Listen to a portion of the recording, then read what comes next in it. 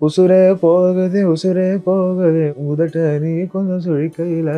அந்த பாட்டுல first சிந்துபெருவி base தான். அது சிந்துபெருவி பேஸ்ன்னு காமிக்கிறதுக்கு முன்னாலேயே அவர் வந்து கும் கும் அப்படின்னு ஒரு சவுண்டு பண்ணுவாரு. அது ஆக்சுவலா ஸ்ருதி சேராத மாதிரி இருக்கும் ஃபர்ஸ்ட் கேட்டா. பட் அது ஒரு மாதிரி ஒரு மிஸ்டீரியஸ் ஃபீல் கிரியேட் பண்ணும். தீம் தகஜனோ தீம் ததகிட தீரன திரன திரன திர தீம் தகஜனோ தீம் ததகிட தீரன திரன திரன திர தீம் தகஜனோ தீம் ததகிட தீரன. நிறைய பேருக்கு இந்த ஒரு நம்பிக்கை உண்டு. அதாவது கர்நாடிக் மியூசிக் கத்துட்டீங்கன்னா எது வேணாலும் வாசிடலாம், கர்நாடிக் மியூசிக் கத்துட்டீங்கன்னா எதை வேணாலும் கேட்டு ரசிச்சிடலாம். அதெல்லாம் ரொம்ப தப்பு சார். அப்படின்னு ஒரு ஃபோக்கஸ் ஃப்ரேஸ் இருக்குங்க. இதுக்குன்னு நீங்க வழக்கலைன்னா அந்த டெக்னிக் வராது நம்மளுக்கு.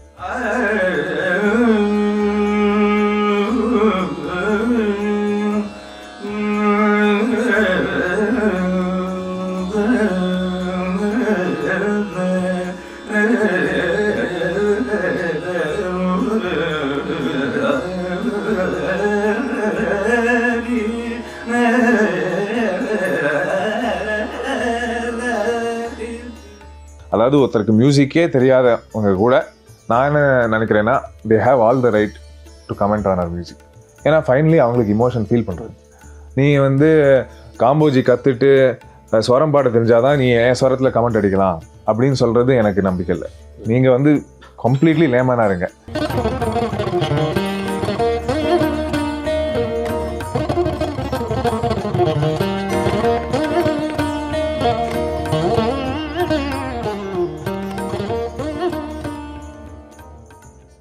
இப்போது புதிய அறிமுகம் ஆச்சி ஹோட்டல் சாம்பார் 50 கிராம் ரூபாய் 20 மட்டுமே.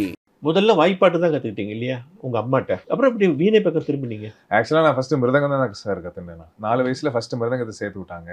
ஏன்னா நான் வீட்டில் எல்லாம் பாத்திரத்துலாம் அடிச்சுட்டு இருந்தேன்னு பார்த்து சரி இந்த குழந்தைக்கு மிருதங்கத்தில் இன்ட்ரெஸ்ட் இருக்கணும் அப்படின்னு சொல்லி சேர்த்தாங்க. ஸோ என் என்ட்ரி வந்து மிருதங்கம் தான். மிருதங்கம் பைத்தியம் மாதிரி கேட்டுட்ருப்பேன். எல்லாம் எந்த அளவுக்குன்னா ஸ்கூலில் இருக்கிற ஃப்ரெண்ட்ஸுக்கெல்லாம் கர்நாடிக் மியூசிக்னாலே என்னன்னு தெரியாது. அவங்க கிட்டலாம் போய் பாலக்காடு ரகு சார் எப்படி வாசிக்கிறாரு இருப்பாரு. ஸோ வீணை வந்து ஆக்சிடென்ட் மாதிரி தான் ஆயிடுச்சு சார். எப்படின்னா அம்மா வாசிச்சுட்டு இருக்கிறச்சே அம்மா வீணை வாசிப்பாங்க. அம்மா வந்து என்ன ஆச்சுன்னா அம்மாவுக்கு கை மிக்சியில் கட் ஆயிடுச்சு ஒரு 2005. ஸோ அதுக்கப்புறம் ரொம்ப வருஷம் வாசிக்காமல் இருந்தாங்க. அப்புறம் எதேச்சியாக என்ன ஆச்சுன்னா அவங்களோட குரு வீணை குரு திருச்சியிலேருந்து பெங்களூரில் செட்டில் ஆனாங்க, நாகலட்சுமி மேம்னு. அவங்க கிட்ட போக ஆரம்பிச்சாங்க. அப்போ வீட்டில் ப்ராக்டிஸ் பண்ணுறச்சு நான் வந்து நீ தப்பாக வாசிக்கிற அப்படின்னு சொன்னேன் அம்மாவை. வாசிச்சு காமிடா அப்படின்னா. ஸோ நான் ஓரளவுக்கு வாசிச்சு காமிச்சேன்னு வச்சுக்கோங்களேன். அப்போ உங்க வீணையே தெரியாது? வீணை தெரியாது. வெறும் சாரி கமா ஓரளவு அந்த அளவு தெரியும். இந்த டாட்ஸில் கை வச்சா மாயமாலகுல ஸ்கேல் வரும் அளவு தெரியும்.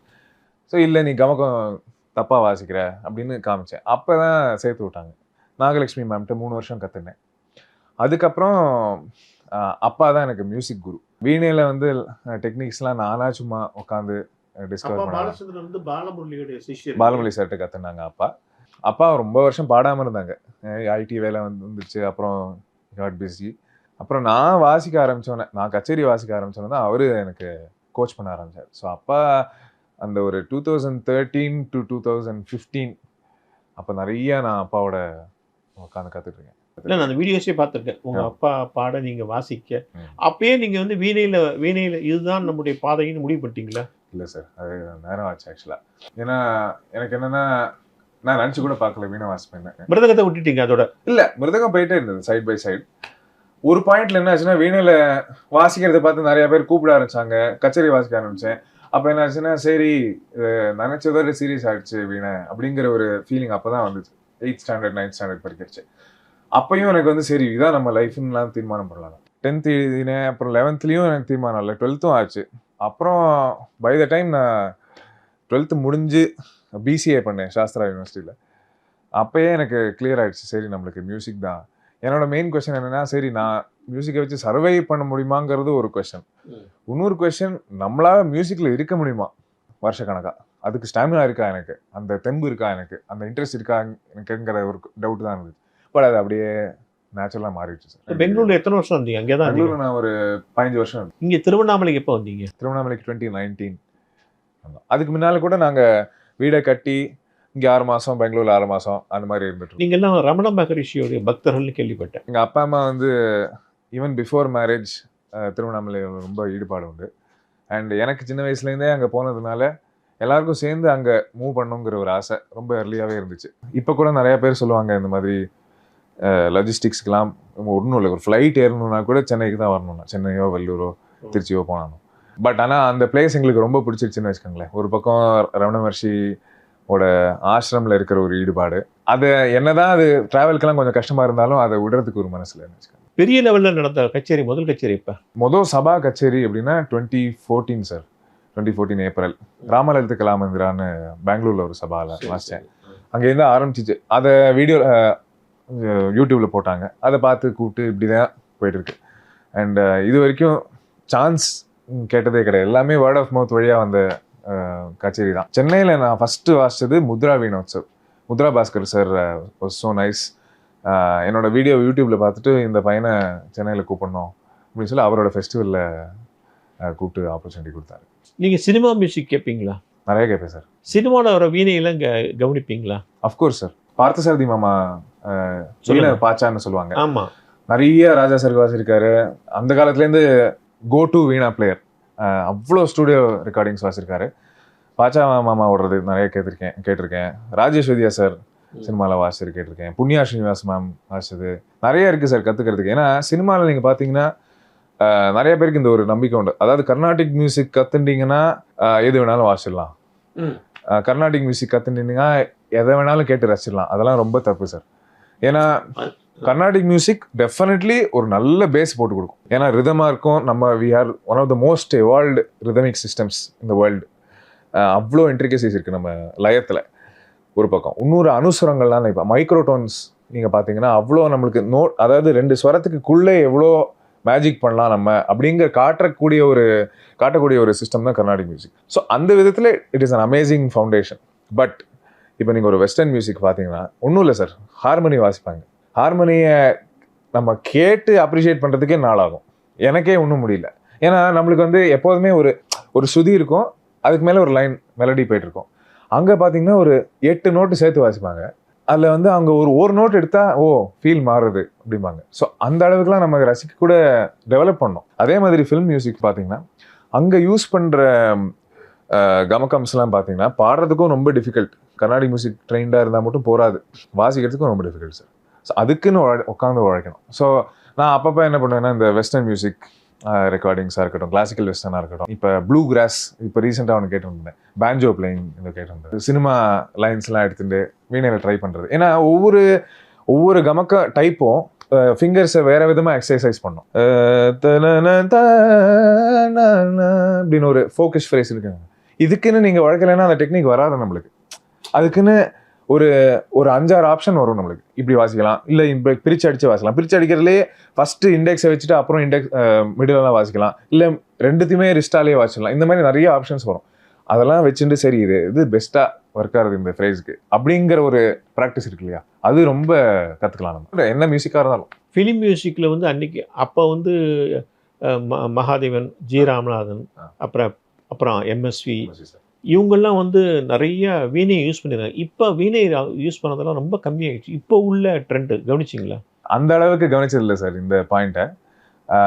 என்னையே ஒரு 2-3 தடவை மியூசிக் டைரக்டர்ஸ் கூப்பிட்ருக்காங்க வீணை வாசிக்கிறதுக்கு. நான் கொஞ்சம் ஃபிலிம் மியூசிக்லேருந்து தள்ளி இருந்திருக்கேன் இது வரைக்கும். ஏன்னா எனக்கு எப்படின்னா அது ஒரு டிஸ்ட்ராக்ஷனாக இது வரைக்கும் பார்த்துருக்கேன்.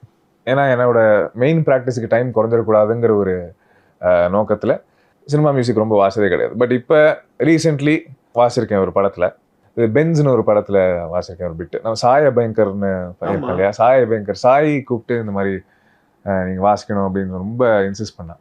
ஸோ ஒரு 2-3 ஹவர் ப்ராஜெக்ட் மாதிரி பண்ணி வாசிருக்கேன். அதுதான் என்னோட இது sir. I am not against film music because I really enjoy film music. கொலாபரேஷன்னாலே ஜென்ரலி நான் என்ன பார்க்குறதுனா ஃபில்மாக இருக்கட்டும், என்னவெல்லாம் இருக்கணும், ஜாஸ் இருக்கும், வாட் எவர் இட் இஸ், எனக்கு ஏதாவது கற்றுக்க முடியணும்னு இருக்கணும். அங்கே சும்மா போய் இந்த ஒரு ஆர்கெஸ்ட்ரல் ரோலாக இந்த ஒரு 5 செகண்ட் பிட்டு வாசி கொடுப்பா அப்படின்னு சொல்கிற ரோல்ஸும் எனக்கு இன்ட்ரெஸ்ட் இல்லை. இன்னொன்று அது மியூசிக்கலாகவும் நம்மளுக்கு ரொம்ப இன்ட்ரெஸ்டிங்காக இருக்காது. ஒரு 10 செகண்டில் எவ்வளோ மியூசிக் காட்ட முடியும் சொல்லுங்கள். நம்மளுக்கு கொஞ்சம் ஃப்ரீடம் கொடுத்து அப்படி இருந்தா இன்னும் கொஞ்சம் என்ஜாயபிளா இருக்கும். நம்ம நீங்க இளையராஜா மியூசிக் எல்லாம் கேட்பீங்களா? நான் கேட்டிருக்கேன் சார், கேட்டிருக்கேன், ரொம்ப பிடிக்கும். அவருடைய மியூசிக்ல இருந்து ஸ்பெஷல் நீங்க எதை சொல்வீங்க? எனக்கு அவரோட பிஜிஎம்ஸ் அண்ட் ஸ்கோரிங் ரொம்ப பிடிக்கும். நான் வந்து ராஜா சாரை வந்து ரொம்ப அப்படியே அலசி ஃபுல்லாக ஒரு ஆர்டன்ட் ஃபேன் அளவுக்கு கேட்டதில்லை. ஸோ எனக்கு வந்து டக்குன்னு சொல்ல வரல. பட் இப்போ மனசில் வருதுன்னா இந்த ஜொத்தையலி பாட்டு இருக்கு இல்லையா, ஜொத்தையலி ஒவ்வொரு சரணத்துக்கும் டிஃப்ரெண்ட் பிஜிஎம்ஸ் போடுறது, ஒரு டெம்ப்ளேட்டைஸ்டாக இல்லாமல் அவரே சேலஞ்ச் பண்ணிப்பார். சிலர்லாம் கிரேசியாக இருக்கும். எனக்கு டக்குன்னு ஞாபகம் வர மாட்டேங்கிறது. நான் அப்பப்போ கேட்டது ஃப்ரெண்ட்ஸ்லாம் வச்சு தான் அவரே தன்னை சேலஞ்ச் பண்ணுவார். அது ஒன்றும் இல்லை சார். நம்ம ராகம் வாசிக்கிறதுக்கு சரிப்பா நான் வந்து காம்போஜியோ கல்யாணையோ இவ்வளோ நாளாக வாசிட்டு இருக்கேன், இன்னைக்கு நான் என்ன டிஃப்ரெண்ட்டாக பண்ணலாம் அப்படின்னு யோசிப்போம் இல்லையா. அந்த மாதிரி ராஜா சார் அந்த தன்னையே சேலஞ்ச் பண்ணிக்கிற ஒரு ஸ்ட்ரீக் நம்ம பார்க்கலாம். ஸோ ஏன்னா அவருக்கு இருக்கிற ஜீனியஸ்க்கு அவர் தான் சொல்லுவார் இப்படியே ஃபிலிமை பார்ப்பாரு, அப்படியே மியூசிக் ஷீட்டில் எழுதிட்டு கொடுத்துட்டு போயிடுவார் ஆர்கெஸ்ட்ரா. அந்த அளவு ஜீனியஸ் அவர் நினச்சிருந்தா அதே பிஜிஎம் போட்டிருக்கலாம் 3 சரணத்துக்கு. ஒவ்வொரு சரணத்துக்கும் டிஃப்ரெண்ட்டாக ஏதாவது பண்ணுவோம் அப்படின்னு எதுக்கு தோணும்? அந்த மியூசிக்கில் இருக்கிற ஒரு ஒரு ஒரு ஆசை தானே. ஸோ அது எனக்கு ரொம்ப இன்ஸ்பைரிங்காக இருந்தது. இன்னொன்று அவர் திருவண்ணாமலைக்கு நிறையா அடிக்கடி வருவார். அண்ட் அவருக்கும் என்ன தெரியும், நான் அவர் வீட்டில் ஒரு 3 தடவை வாசிச்சிருக்கேன். நவராத்திரிக்கு ஒரு ஃபெஸ்டிவல் பண்ணுவார் அவர். ஆமாம் தெரியும். ஆமாம், அங்கே ஒரு 3 வருஷம் வாசிச்சிருக்கேன் நான். ஸோ அங்கே வந்தாலும் ரொம்ப எங்கே பார்த்தாலும் ரொம்ப ஃபோக்கஸ்ட் மேன். அவர் உண்டு, அவர் வேலை உண்டுன்னு வருவார். அனாவசிய பேச்சு ஒன்றும் கிடையாது. ஆசிரமத்துக்கு வருவார், வாரம் வந்துருவார். ஆல்மோஸ்ட் வீட்டுக்கு வருவார். வீட்டுக்கு வந்ததில்லை, ஆசிரமத்தில் பம்ப்ட் இன்டு ஈச் அதர் அந்த மாதிரி பார்த்துருக்கேன். உங்கள் வீட்டுல ஆசிரமம் எவ்வளோ தூரம்? 1 கிலோமீட்டர் இருக்கும். நீங்கள் போய் வந்துருக்காரு போவீங்க அப்படின்னு போனது கிடையாது. நான் எதேச்சியா போகிறதே பார்க்கறது தான். பார்த்தா பேசுவார் என்ன பேசுவார், ரொம்ப ஜாலியாக பேசுவார். அதனால் கிண்டல் பண்ணுவார். ஸோ நாங்கள் எப்படின்னா இந்த ரமண மகர்ஷி ஜெயந்திக்கு வந்து நம்ம எல்லாரும் சேர்ந்து பாடுவோம். அப்போ ராஜா சாரும் பாடுவார். அப்போ வந்து சும்மா கிண்டல் பண்ணுவார், எப்பா நீங்களாம் கர்நாடிக் மியூசிக், நல்லா சினிமா மியூசிக் அப்படின்னு சும்மா கிண்டல் பண்ணுவார். சார் என்ன சார் நீங்கள் எப்படி சொன்னா அப்படின்னு. பட் அவருக்கு ரொம்ப கர்நாடிக் மியூசிக்னா ஒரு லவ் உண்டு. அண்ட் அவ்வளோ ஜீனியஸ் பிரெயின் சார். நம்ம பேசுறதுக்கே அருகதை கிடையாது. அந்த அளவு உழைச்சு ஒரு தபஸ் தான் அதெல்லாம். அவர் வீட்டில் என்ன வாசிச்சிங்க? என்ன அவர் கேட்டாரா இந்த பாட்டு வாசிங்க கேட்பாரா அல்லது நீங்கள் வாசிக்கிறீங்க? நான் வாசித்தேன் அவரோட பாட்டு. நான் ஒன்று வாசித்தேன். அவர் வந்து வசந்தால வந்து தெளிசனு நீ நாம திவ்யமயமா அப்படின்னு ஒரு பகவான் மேலே ஒரு பாட்டு போட்டிருக்காரு. யூஷுவல் கச்சேரி சார், கர்நாடிக் மியூசிக் கச்சேரி தான். வந்து கேட்பாரு, அவர் பாட்டுக்கு உட்காந்துருப்பாரு. அது என்ன பண்ணுறது, நீங்கள் எல்லா பாட்டையுமே பாடி காட்டுவீங்க. முதல்ல அந்த பாட்டை முக்கியமான லைன்ஸ்லாம் பாடிடுவீங்க. ஆமாம், அது கன்ஃபியூஷனே இருக்காது. ஆமாம், ரொம்ப ரசிப்பார். ரஹ்மானோட உங்களுக்கு தொடர்பு உண்டா? பழகினது கிடையாது, ரொம்ப பிடிக்கும். நான் ரொம்ப என்ஜாய் பண்ணியிருக்கேன் அவரோட மியூசிக். ரஹ்மான் சாங் ராஜாவை எப்படி பிடிக்கும்? ரஹ்மான் சார்கிட்ட வந்து எனக்கு ரொம்ப பிடிச்ச விஷயம் என்னன்னா வெறும் சவுண்டு சார். வெறும் சவுண்டை வச்சுன்னு எப்படி நம்ம ஒரு உலகத்தையே கிரியேட் பண்ணலாம். அது இன்ஸ்ட்ருமெண்ட்ஸாக இருக்கட்டும், அரேஞ்ச்மெண்ட்ஸ் சாய்ஸஸாக இருக்கட்டும். உசுரே போகுது உதட்ட நீ கொஞ்சம் சுழிக்கையில் அந்த பாட்டில் ஃபஸ்ட்டு சிந்துபரி பேஸ் தான். அது சிந்துபரி பேஸ்ன்னு காமிக்கிறதுக்கு முன்னாலேயே அவர் வந்து கும் கும் அப்படின்னு ஒரு சவுண்டு பண்ணுவார். அது ஆக்சுவலாக ஸ்ருதி சேராத மாதிரி இருக்கும் ஃபஸ்ட்டு கேட்டால். பட் அது ஒரு மாதிரி ஒரு மிஸ்டீரியஸ் ஃபீல் கிரியேட் பண்ணும். இந்த மாதிரி ஆஸ்பெக்ட்ஸ்லாம் நான் ரஹ்மான் சார்கிட்ட ரொம்ப என்ஜாய் பண்ணியிருக்கேன். இன்னொன்று ரஹ்மான் சார் வந்த சமயத்தில் ஐ திங்க் இந்த இன்ஸ்ட்ருமெண்ட்ஸுக்கு ஆக்சஸும் ஜாஸ்தி ஆயிடுச்சு இல்லையா. இப்போ ராஜா சார் இருந்த காலம் வேறு, ரஹ்மான் சார் இருந்த காலம் வேறு. ஸோ ரஹ்மான் சாருக்கு அந்த இன்ஸ்ட்ருமெண்ட்ஸ், அதாவது ஃபஸ்ட்டு நம்ம மிடி இன்ஸ்ட்ருமெண்ட்ஸ்னா சொல்லுவாங்க, இந்த எலக்ட்ரானிக் இன்ஸ்ட்ருமெண்ட்ஸ் வந்த சமயத்தில் இப்படியும் பண்ண முடியும், இந்தியன் சினிமாவுக்கு குளோபலாக கொண்டு போட முடியும்னு காமிச்சது ரஹ்மான் சார். இப்போ ராஜா உங்களை யூஸ் பண்ணியிருக்காரா சினிமாவுக்கு? இல்லை சார். அவர் கேட்டதில்லை உங்களை? வந்து வாசிச்சு ஒரு பீஸ் வாசிச்சுட்டு சொன்னதில்லை? கேட்டதில்லை. நீங்களும் கேட்டதில்லை? நானும் கேட்டது. நீங்கள் வந்து நிறைய தில்லானாஸ் வர்ணங்கள்லாம் வந்து கம்போஸ் பண்ணியிருக்கீங்கன்னா ஒன்று கேட்டேன். அது இப்போ சமீபத்தில் பண்ணிட்டீங்களா, ரொம்ப நாளாக பண்ணிட்டு இருக்கீங்களா? மொதல் தில்லானா வந்து 2018 பண்ணேன் சார். யூஎஸில் டூர் பண்ணிட்டு இருக்கச்சே குளிக்கிறதே ஒரு ஐடியா வந்துச்சு சுருட்டியில். அதை அப்படியே சரி தில்லானாவை பண்ணி பார்ப்போமே அப்படிங்கிற ஒரு ப்ராஜெக்டில் அப்படி தான் ஆரம்பிச்சிச்சு. அப்புறம் சுருட்டி, சுத்த சாரங், அப்புறம் காவதி, சரஸ்வதி, இதெல்லாம் தில்லானா ட்ரை பண்ணியிருக்கேன். அப்புறம் நாட்டக்குறிஞ்சியும் பந்துவராளிலையும் 2 வர்ணம் போட்டிருக்கேன். அந்த சுருட்டி தில்லானா வந்து ஒரு 2 லைன். தீம் தகஜனோ தீம் தகிட தீரன திரன திரன திர தீம் தகஜனோ தீம் தகிட தீரன திரன திரன திர தீம் தகஜனோ தீம் தகிட தீரன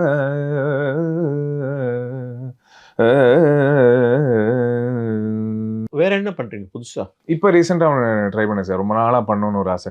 அதாவது வீணையை வந்து ஒரு சானிக் மீடியமா, அதாவது இதுலேருந்து இந்த சவுண்ட்லாம் வரும். ஒரு பக்கம் நம்ம கர்நாடிக் மியூசிக் அவ்வளோ பியூட்டிஃபுல்லாக ரெப்ரசென்ட் பண்ணக்கூடிய ஒரு சக்தி அதுக்கு.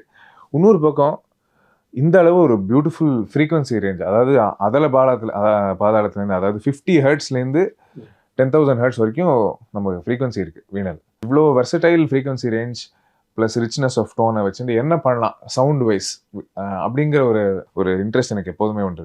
ஸோ அந்த ப்ராசஸில் வந்து சண்முகப்பிரியா பேஸை வச்சு அங்கேருந்து கொஞ்சம் அப்படியே இங்கே போய் ஒரு பீஸு, அது கிளாசிக்கல்னு சொல்ல முடியாது, ஃபில்ம்னு சொல்ல முடியாது, இட்ஸ் ஜஸ்ட் மியூசிக்கல் பீஸ்னு வச்சுக்கோங்களேன். ஸோ ஒரு மாதிரி ஃப்ரீயாக வெறும் வீணல். ஸோ அது அந்த மாதிரி இன்ட்ரெஸ்ட் உண்டு. அதாவது ஒரு லேபிளும் போடாமல் ஜஸ்ட் மியூசிக்காக ரசிக்கணும். அதை அந்த மாதிரி ப்ராஜெக்ட்ஸில் எனக்கு ரொம்ப இன்ட்ரெஸ்ட் உண்டு சார். அதே மாதிரி நீங்கள் வந்து இந்த வீணை இருக்கு பாருங்க, புதுசாக ஒரு வீணையில் இன்னும் என்னென்ன சவுண்ட்லாம் டெவலப் பண்ணி இன்னும் என்னென்ன அதில் கமக்கமெல்லாம் கொண்டு வரலாம் அப்படின்னு ரெடி பண்ணிட்டீங்கன்னு கேள்விப்பட்டேன். அப்படியா?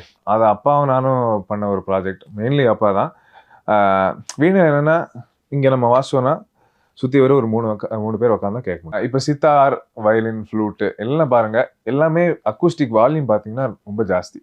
அதனால் இப்போ ஒரு வயலினிஸ்டோட சேர்ந்து வாசிச்சா கூட, ப்ராக்டிஸ் பண்ணால் கூட நான் வீணை சவுண்டு அடைக்கணும். ஏன்னா அது it's not loud enough. So அக்கூஸ்டிக்காக நம்ம வீணையில் எப்படி அதை என்ஹான்ஸ் பண்ணலாம்? ஏன்னா எலக்ட்ரானிக்காக நிறைய பேர் பண்ணியிருக்காங்க, உங்களுக்கு தெரியும். ஸோ இந்த மாதிரி பிக்கப்ஸு, மைக்ஸ், அதில் நிறைய ரிசர்ச் பண்ணியிருக்காங்க. வீணையில் இருக்கிற சவுண்டே எப்படி நம்ம என்ஹான்ஸ் பண்ணுறதுங்கிறத பற்றி ரொம்ப பேர் பண்ணல. ஸோ அந்த ஒரு இன்ட்ரெஸ்ட்டில் அப்பா என்ன பண்ண ஒரு 2 வருஷம் ஒரு ப்ராஜெக்ட் பண்ணோம் சார். ஒரு பக்கம் வால்யூம் ஏற்றணும் வீணைக்கு, இன்னொரு பக்கம் நம்ம பேசணும் இல்லையா, எடுத்துன்னு போகிறதுலாம் ரொம்ப கஷ்டம். அதாவது மேலே வந்து மெழுகு, ஃபிங்கர் போர்டு முழுக்க மெழுகு, ஒரு அடி அடிச்சா காலி வீணை. ஒன்றும் இல்லை, லைட்டு கொஞ்சம் ஜாஸ்தி பட்டுனா கூட மெல்ட் ஆகி நவுந்துடும் ஃப்ரெட்டு. ஸோ இந்த ப்ராப்ளம்லாம், போர்ட்டபிலிட்டி ப்ராப்ளம்ஸ்லாம் அட்ரெஸ் பண்ணோம். அண்ட் டோனும் ரிச்சாக இருக்கும், நல்லா கேட்கறதுக்கு சுனாதமாக இருக்கணும். இந்த 3 நோக்கத்தில் அந்த ப்ராஜெக்ட் ஆரம்பித்தோம். அந்த ப்ராஜெக்டில் சில நல்ல ரிசல்ட்ஸ் வந்திருக்கு சார்.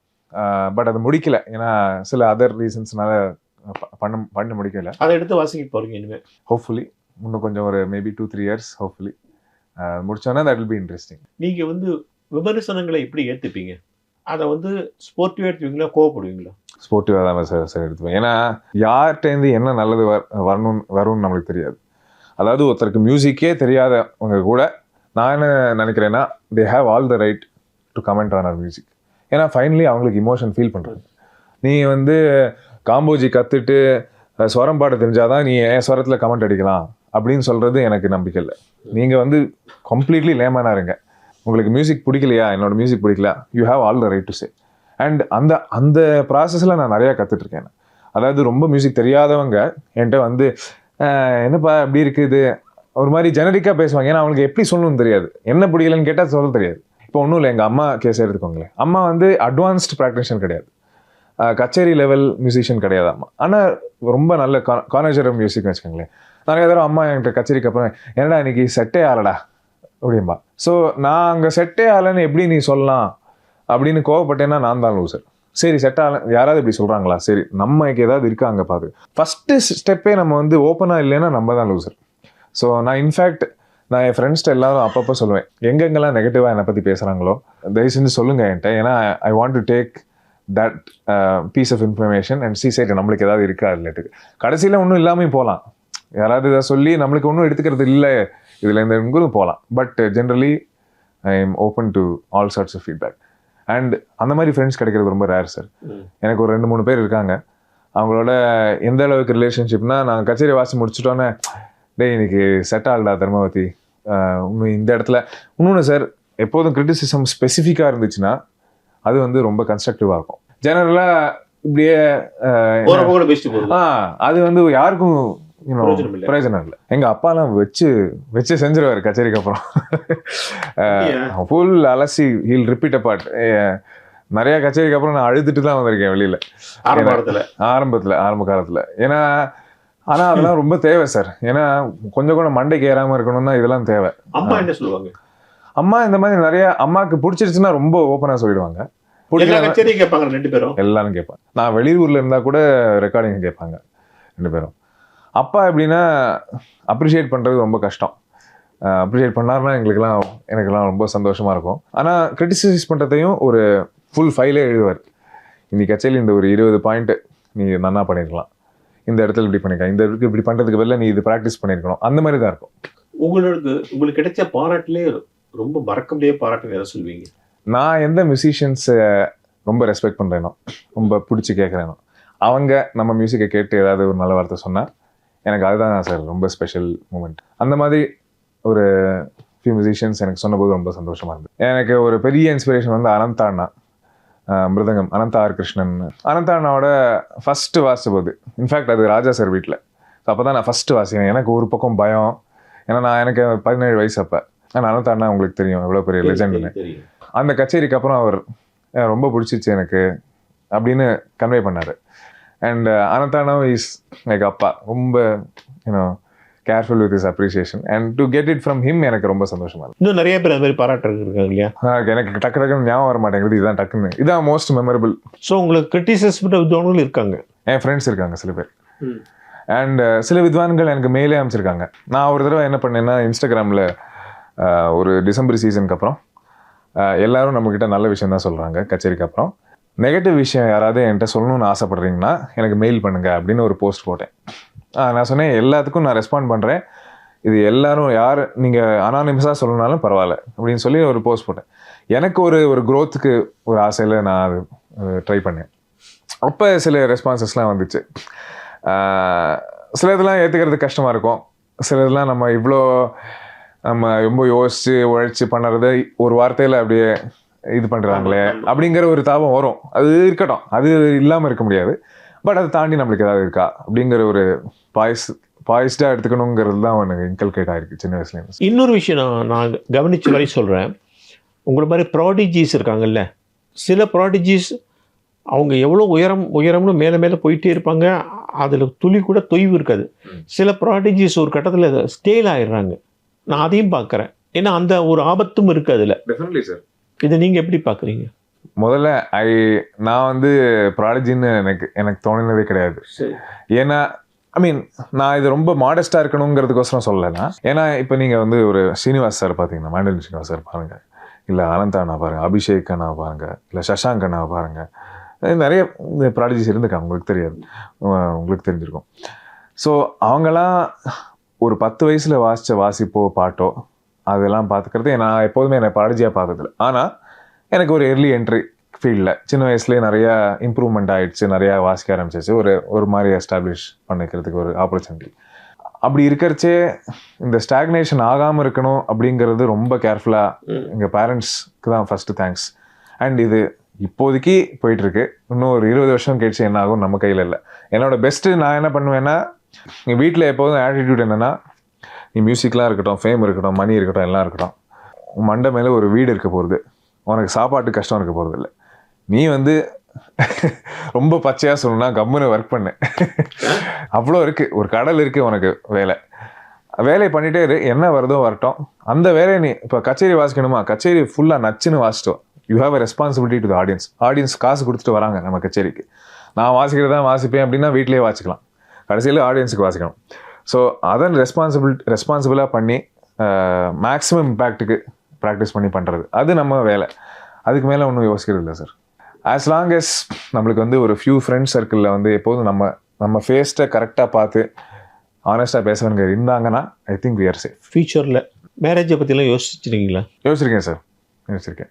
நமக்கு வர பெண்ணு வந்து சங்கீத பெண்ணாக இருக்கணும், அல்லது சங்கீத பெண்ணாக இது 2 பேரும் ஒரே விஷயத்தை பேசி போர் அடிப்போம், சங்கீதம் வேண்டாம் அப்படின்னு நான் நினச்சிருக்கீங்களா, இல்லை சங்கீதமாக வேணும்னு நினச்சிருக்கீங்களா?